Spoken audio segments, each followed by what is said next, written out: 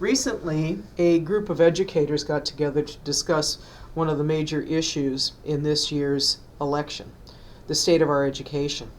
We asked them to share what important ideas and thoughts they had that would help voters make decisions when they cast their votes in November. Here's what they had to say.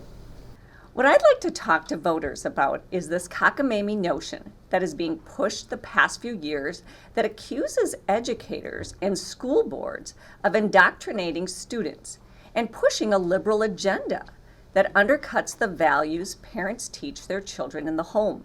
First of all, I'm not, and I don't know any teacher interested in indoctrinating our students. We're not pushing any agenda other than to teach our students the curriculum and life skills they need to succeed in the world. As to values, my own expectation is that my students treat one another with kindness and respect, the teachers, staff, and each other. That's it. But as an educator, I am alarmed, and so should voters, by the significant interference of Republican politicians in how schools are run and what is taught. Politicians who have never taught or haven't been inside of a school in the last decade, some without even a college degree, are trying to tell teachers with specialized degrees in the field and decades of experience how and what to teach. What most voters don't realize is that the basic curriculum we teach is laid out in state statute. Is that true? Yes. So, for example, we're required to provide citizenship instruction, which covers the basic workings of all levels of government, the responsibilities of citizenship, and the basic values of our government. We're also expected to, and this is a quote from the statute, teach state, national, and world history, an appreciation and understanding of different value systems and cultures, and an understanding of human relations, particularly with the regard of American Indians, Black Americans, and Hispanics.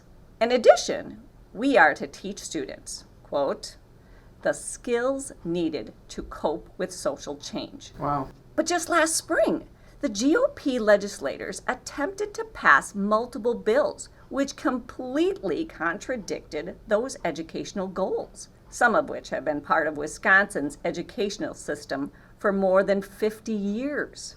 The values of the educational system hasn't changed in a half of a century. It's the recent conservative political wave that has. Now, instead of teaching the whole of American and world history, the Republicans are trying to pass bills to eliminate the Hispanic and Black and Indigenous and Asian perspectives by banning books and even words that we use to help students better understand cultural differences and cope with social change. State statutes also require us to help students develop the capacity for self-expression, to think critically, and to develop positive psychological, emotional, and problem-solving skills. We're no longer teaching just the 3 R's. We are educating our future citizens and preparing our students to succeed in a world that is much bigger and more complicated than it was even 20 years ago. As a teacher, I'm trained and able to teach sensitive and complex subjects and to help students develop those critical thinking and social and emotional skills that they need to succeed in the classroom and beyond. And I do that without forcing my own views on anyone. I think the bigger concern is how hard it will be to teach if the GOP ever succeeds in passing their legislation to ban the books and even the language that I use to effectively do my job. It's pretty hard to give students a solid foundation in our history or to prepare them to understand current social issues when Republican legislators want to ban classic books like To Kill a Mockingbird or some of the most recent books that deal with more recent social changes. In one bill, Republicans attempted to stop us from using words like abolitionists or equity.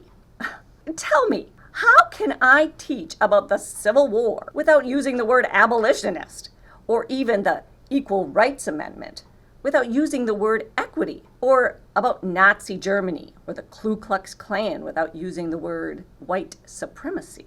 The short answer is that I can't. If these Republican legislators have their way, my ability to effectively teach will be diminished, and my students, well, all Wisconsin students, will not receive the quality of education they deserve and taxpayers expect.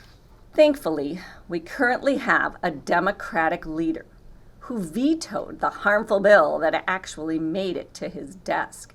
But all that changes if a Republican wins the governor's race in November, or if Republicans win any more legislative races. All in all, I would say to voters the same thing I say to my students and most parents to tell their kids: actions speak louder than words.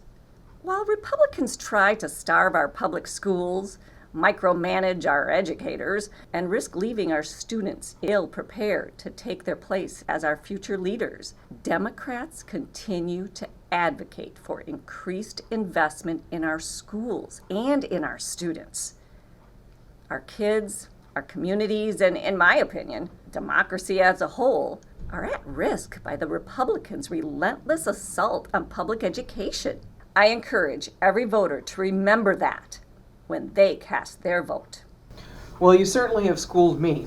I had no idea that all of those bans were being attempted. So I have just one question for you then. Who are you going to be voting for in November, and why?